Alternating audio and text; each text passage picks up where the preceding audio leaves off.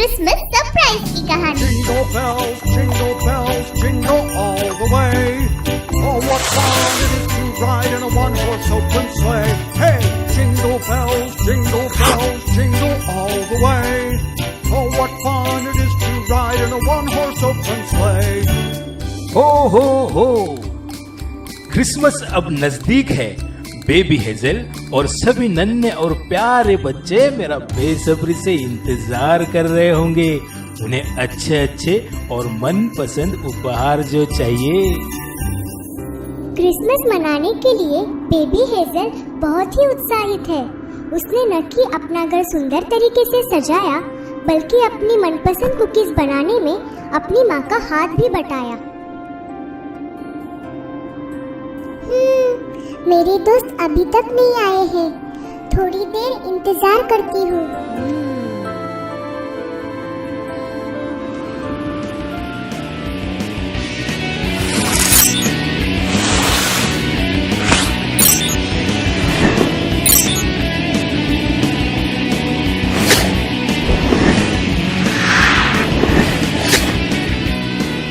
हाय, hello दोस्तों, मैं तुम सबका कब से इंतजार कर रही थी। माँ ने हम सबके लिए ये कुकीज बनाई है।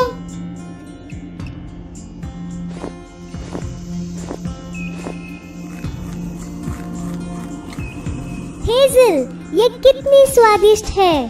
शुक्रिया। क्या तुम सब अपनी अपनी इच्छाएं पर्ची पर लिखकर लाए हो? हाँ। चलो फिर सांता को अपनी अपनी पर्ची भेजते हैं। हेजल और उसके दोस्त हर्ष और उल्लास से भरे हुए थे। उन्हें पूरा विश्वास था कि सांता से उन्हें अच्छे और मनपसंद उपहार मिलेंगे। मुझे तो स्नोब्लेड चाहिए। मुझे एक गिटार चाहिए। मुझे एक छोटी सी बिल्ली चाहिए। मेरी इच्छा है कि मेरे दादा दादी हमेशा मेरे साथ रहे। ये पैराशूट कितने ऊंचे उड़ रहे हैं। ये सांता को जरूर मिल जाएंगे।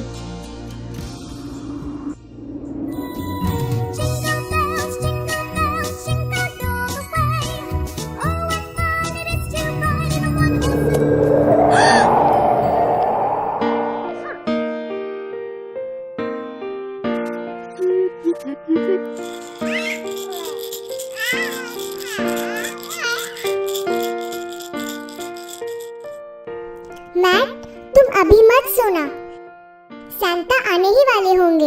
हेजल और उसका छोटा भाई सांता का बहुत बेसब्री से इंतजार कर रहे थे, क्योंकि उन दोनों को अपने अपने उपहार जो चाहिए थे। और हेजल को तो खुशी के मारे नींद ही नहीं आ रही थी। वह सांता से बिना मिले सोना नहीं चाहती थी। मैट तो सो गया। चलो मैं इसका बिस्तर लगा देती हूँ।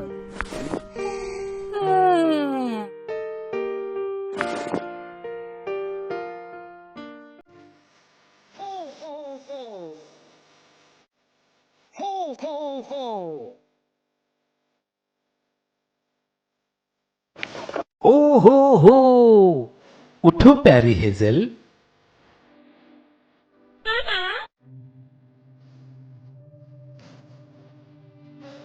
सांता, क्या मैं सपना देख रही हूँ? क्रिसमस की बधाई हो। आपको भी क्रिसमस की बधाई हो। उपहार के लिए शुक्रिया। अरे वाह, केक पॉप्स। हो खुशी हुई कि तुम्हें अच्छा लगा। अब मैं तुम्हारे दोस्तों के घर जाऊंगा और उन्हें भी यही उपहार दूंगा। नहीं, मेरे दोस्तों को केक पॉप्स नहीं चाहिए। क्या आप उनको उनके मनपसंद उपहार दे सकते हैं? प्यारी बच्ची, तुम चिंता मत करो। तुम्हारे दोस्तों को भी उनके ही मनपसंद उपहार मिलेंगे। कितना अच्छा सपना था। हेजल ने तो इस सपने का पूरा आनंद लिया होगा। आज क्रिसमस है।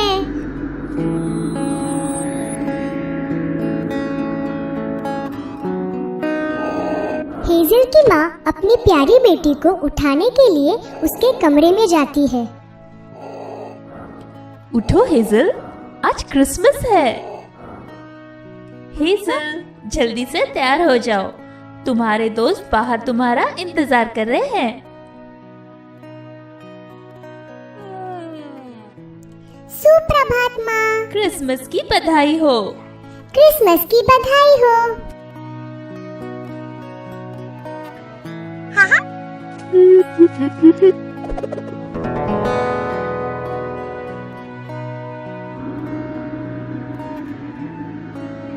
तुम सबको क्रिसमस की बधाई हो। तुम्हें भी। कितना खुशी भरा माहौल है। बच्चे क्रिसमस की मिठाइयाँ खा रहे हैं और चार्ली भी खुशी से झूम रहा है। ये क्या? अचानक से ये तेज हवा कहाँ से आ गई? बच्चों को जल्दी से घर के अंदर चले जाना चाहिए। रुको, वो कौन है? ये तो सांता है। ये तो सांता है। हो क्रिसमस की बधाई हो। बच्चे सांता को देखकर बहुत ही खुश हो गए। हो केनी, ये तुम्हारे लिए। शुक्रिया।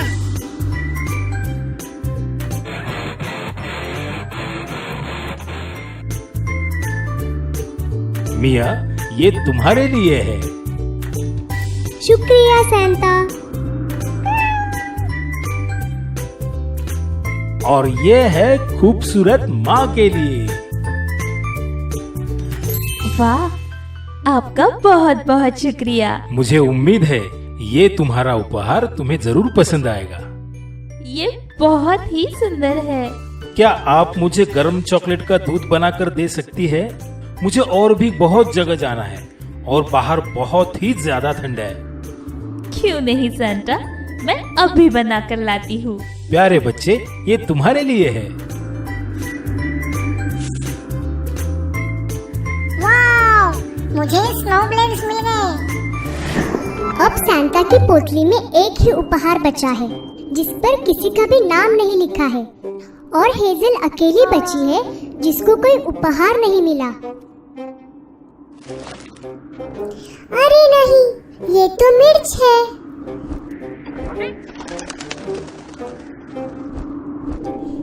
चार्ली, ये तुम्हारे लिए है।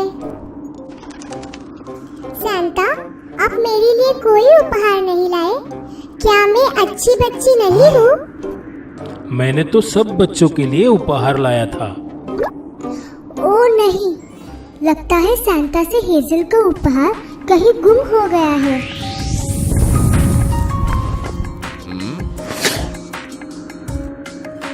जब सांता ने उत्तरी ध्रुव से अपना सफर शुरू किया था, उस वक्त तेज हवाएं चल रही थी। तेज हवा की वजह से सांता अपनी गाड़ी का नियंत्रण खो बैठे और इस तरह से उनसे हेजल का उपहार कहीं गिर गया। ओ हेजल, मुझे माफ कर दो। मैंने तुम्हारा उपहार कहीं खो दिया। सांता, आप ठीक तो हो ना? आप हमें मिलने के लिए आए, यही हमारे लिए बहुत है। नहीं हेजल, आज क्रिसमस है, सब बच्चों को उपहार मिलना ही चाहिए। चलो हम सब मिलकर तुम्हारा उपहार ढूंढते हैं। सभी बच्चे उत्तरी ध्रुव जाने के लिए बहुत उत्सुक थे और मिशन है हेजल का उपहार ढूंढना।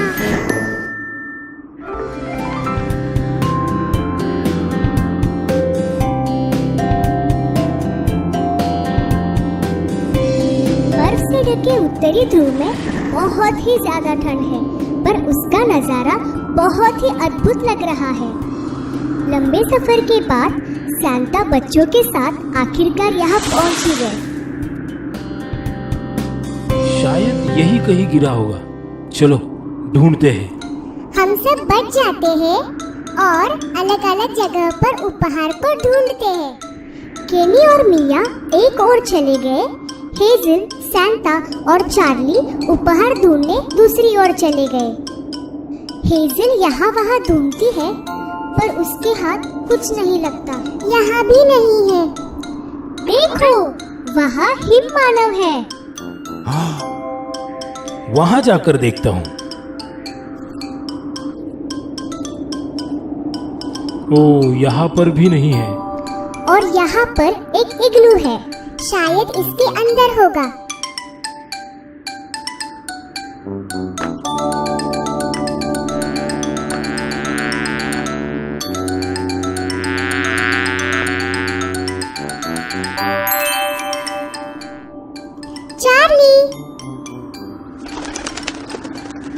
चार्ली, क्या तुम इग्लू के अंदर जाकर देख सकते हो?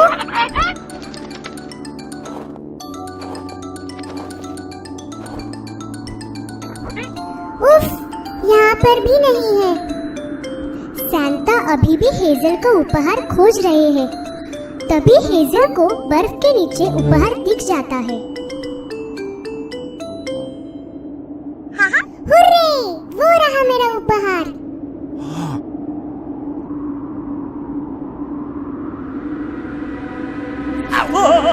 सैंटा!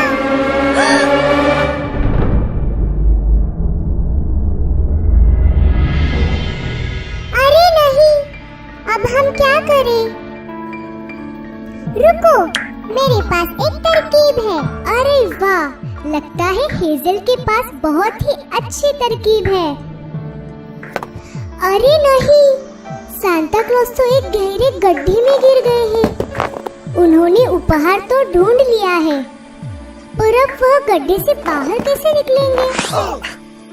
देखो, हेजल ने सांता के लिए एक रस्सी का इंतजाम कर लिया है। हेजल ने समझदारी दिखाई और रस्सी का छोर गाड़ी से बांध दिया।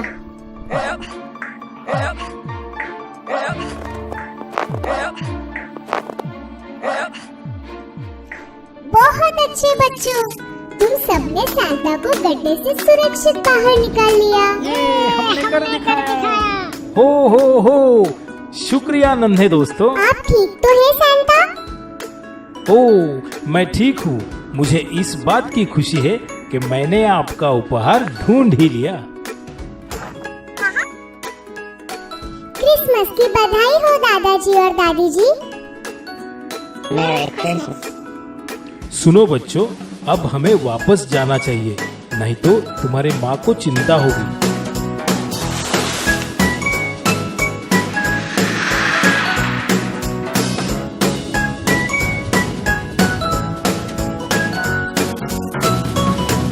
हेजल की माँ सबके लिए गर्मा गर्म स्वादिष्ट दूध बनाकर लाती है, पर वो बच्चे और सांता को ना पाकर चौंक जाती है। सैंटा और बच्चे कहाँ चले गए?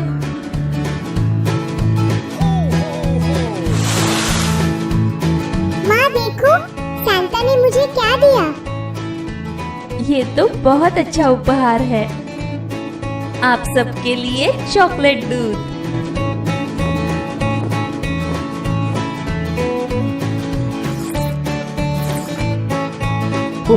शुक्रिया बच्चों, अब मेरे जाने का वक्त हो गया है। शुक्रिया सांता, हम सबको आपकी बहुत याद आएगी। क्रिसमस की बधाई हो सैंटा। तुम सबको भी क्रिसमस की बधाई हो। हो।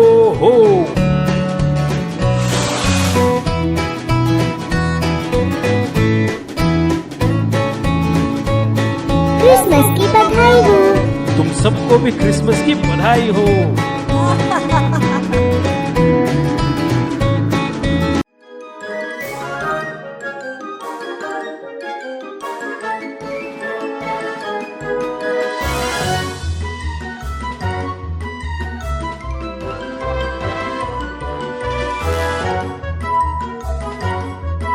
रपुंज़ल की कहानी।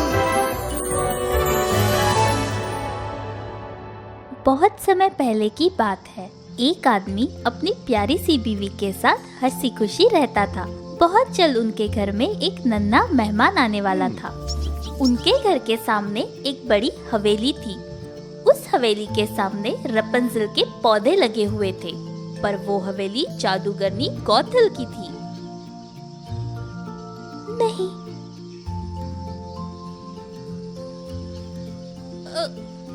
पत्नी का मन थोड़ा बेचैन हो रहा था, इसलिए वो बालकनी के पास ताजी हवा खाने आ गई। तभी उसकी नजर एक प्यारे से नन्हे बच्चे पर पड़ी।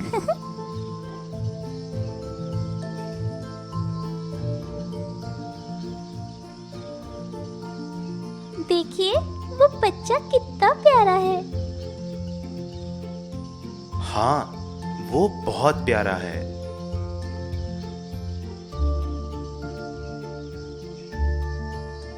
खेलते हुए बच्चों को देखते देखते पत्नी की नजर रपुंज़ल के पत्तों पर पड़ी।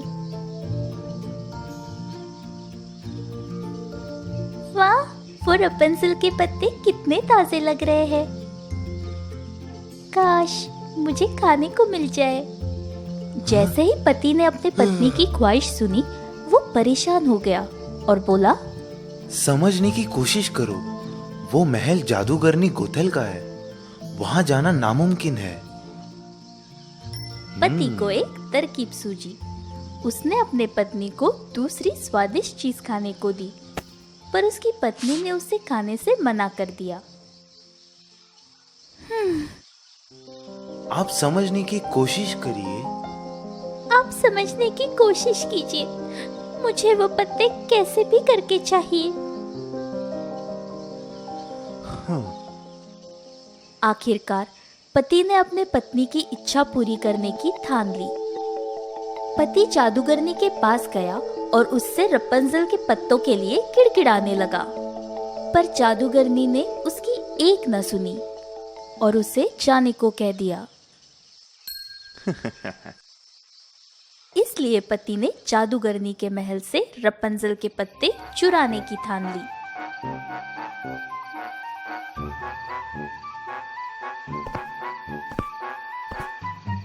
आधी रात को पति उस जादूगरनी के महल में चुपके से गया और वहां से कुछ रपंजल के पत्ते चुरा लिए।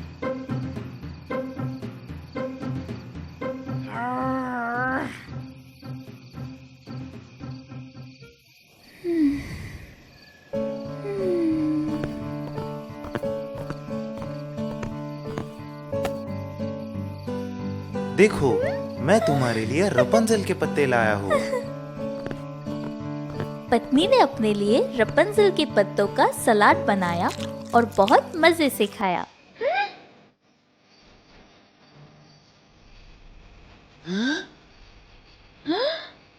तुम्हारी हिम्मत कैसे हुई पत्ते चुराने की? मुझे माफ कर दो गोथल, मेरी पत्नी गर्भवती है और उसे इन पत्तियों को खाने की इच्छा हो रही थी। पति को गिड़गिड़ाते देख जादूगरनी ने अपने शैतानी दिमाग में एक योजना बनाई। उसने कहा, ठीक है, पर तुम्हें रपंजल के पत्तों के बदले में तुम्हारा बच्चा देना होगा। नहीं, मैं ये नहीं कर सकता।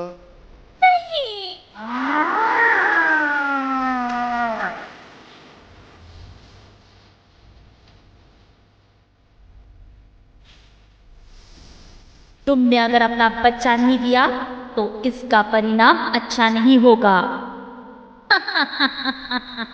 गौथल की धमकी से पति बहुत ज्यादा डर गया था, इसलिए उसने गौथल का कहा मान लिया। जैसे ही उनका बच्चा पैदा हुआ, दोनों ने शहर छोड़ने की कोशिश की ताकि उन्हें अपना बच्चा गौथल को ना देना पड़े। हमें इस शहर को जल्द ही छोड़ना होगा, नहीं तो जादूगरनी हमारे बच्चे को छीन लेगी।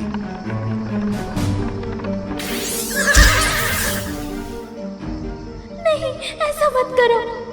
गौथल बच्चे को ध्यान से देखकर उसका नाम रखने का सोचती है। तुम्हें मैं रपंजल के नाम से पुकारूंगी, जिन पत्तियों की लालसा तुम्हारी माँ को थी। गौथल बच्चे की बहुत ही अच्छी तरीके से परवरिश करने लगी। बहुत साल बीत चुके थे। अब रपंजल गौथल की निगरानी में पल रही थी।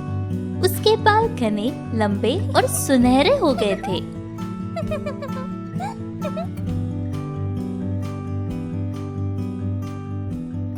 एक दिन गौथल रपंजल के बार संवारने में मदद कर रही थी। तभी वहां एक जादूगर प्रकट हुआ। ये जादूगर और कोई नहीं बल्कि गौथल के गुरु थे। गौथल, ध्यान से सुनो। अब वक्त आ गया है कि तुम दोनों मेरे मीनार में रहने के लिए चलो।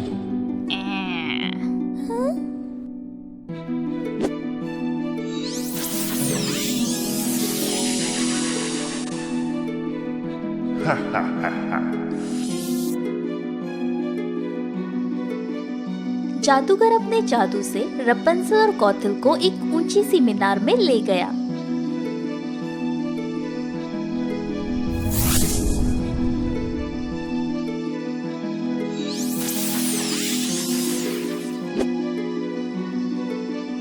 गौथल, मैं अब थोड़ा आराम करना चाहता हूँ, इसलिए ये मीनार मैं तुम्हारे हवाले कर रहा हूँ। इस मीनार का ठीक से ध्यान रखना, वरना अच्छा नहीं होगा। गुरुजी, आप चिंता ना करें, मैं इस मीनार का अच्छे से ख्याल रखूंगी। गौथल रपुंज़ल को बोलती है कि वो पास के बाजार में कुछ काम से जा रही है। ये सुनकर रपुंज़ल सोच में पड़ जाती है कि गौथल मीनार के बाहर कैसे जाएगी।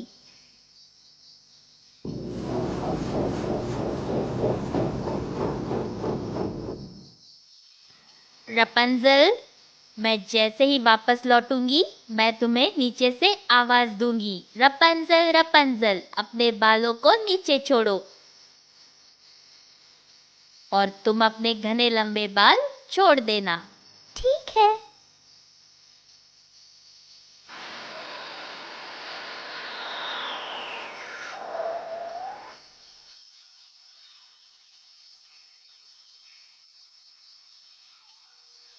मीनार में कैद रपुंज़ल अपना मन गाना गाकर बहलाती थी। फूलों के रंग है मेरे संग, यूं ही गाऊं। ये कौन है जो इतना अच्छा गा रही है? लगता है ये आवाज उस मीनार से आ रही है।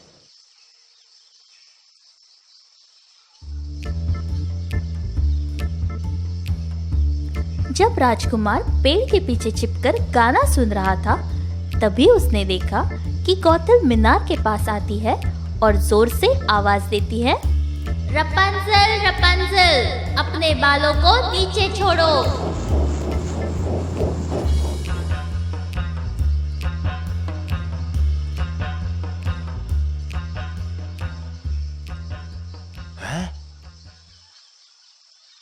अगले दिन गौथल जब मीनार से जाती है, रपुंज़ल अपने गाने में मग्न हो जाती है और उसी वक्त उसे एक आवाज सुनाई पड़ती है, अपने बालों को नीचे छोड़ो। जैसे ही रपुंज़ल ने अपने बाल नीचे की तरफ छोड़े, राजकुमार उन बालों के सहारे उस ऊंची मीनार पर चढ़ गया।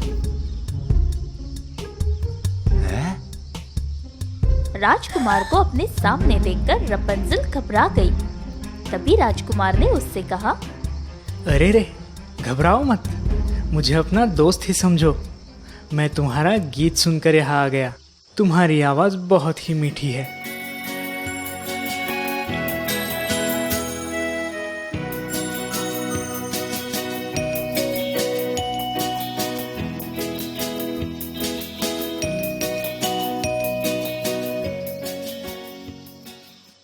सुनिए, आप इस रहस्यमय मीनार में क्यों रहती है?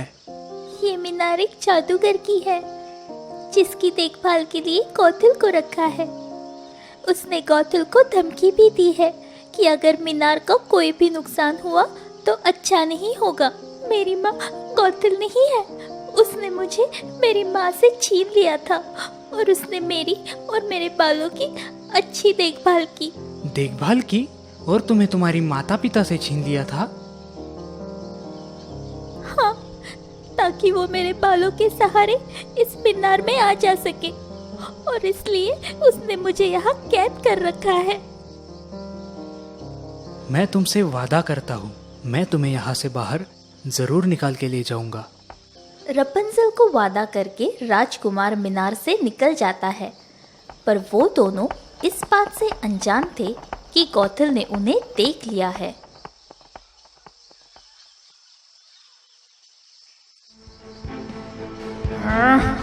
तुम्हारी इतनी जुर्रत!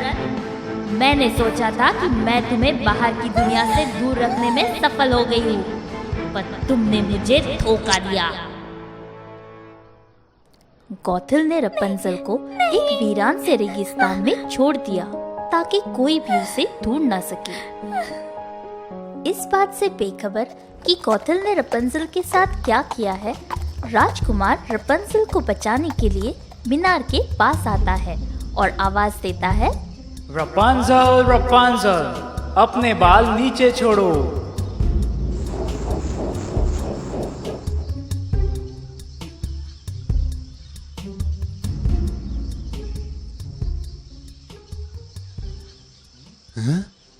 जैसे ही राजकुमार ऊपर चढ़ के जाता है, वो गौथल को देखकर हैरान हो जाता है। आहा, तुम जिस रपुंज़ल की तलाश में आए हो, वो अब यहाँ नहीं रहती। राजकुमार को गौथल ने मीनार से धक्का दे दिया, जिस वजह से वो पूरी तरह घायल हो गया। फिर भी वो अपने सैनिकों के साथ रपुंज़ल की तलाश में लग गया।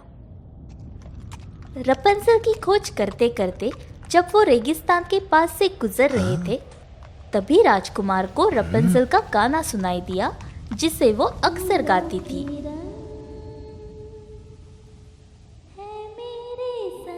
आखिरकार राजकुमार के सिपाहियों ने मीनार को तोड़ दिया, जिसका गौथल को ख्याल रखना था। रुक जाओ! गौथल ने उन्हें बहुत रोकने की कोशिश की, पर वो नाकामयाब रहे।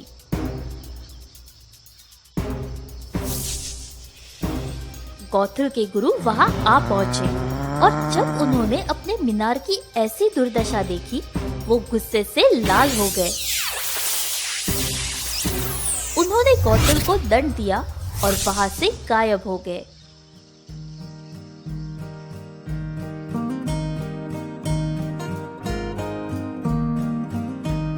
राजकुमार ने रपुंज़ल को उसके माता पिता से मिला दिया और इसके बाद सब एक साथ खुशी खुशी रहने लगे।